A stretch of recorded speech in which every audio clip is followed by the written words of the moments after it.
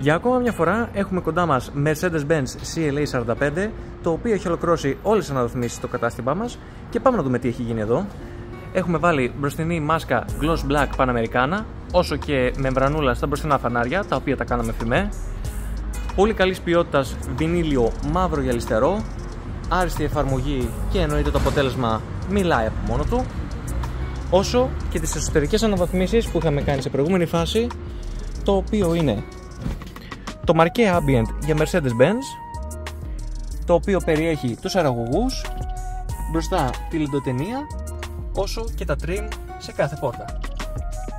Δεν μπορούμε όμως να αγνοήσουμε και το Star του Show, το οποίο είναι η οθόνη Android, η οποία περιέχει οτιδήποτε μπορούμε να χρειαστούμε, συν τις εργοστασιακές λειτουργίες, χωρίς να κάνουμε καμία μετατροπή, χωρίς να καταργήσουμε τίποτα από το αμάξι, και εννοείται μας προσφέρει μεγαλύτερη ανάλυση όσο και Android Auto, CarPlay και ό,τι άλλο μπορούμε να χρειαστούμε.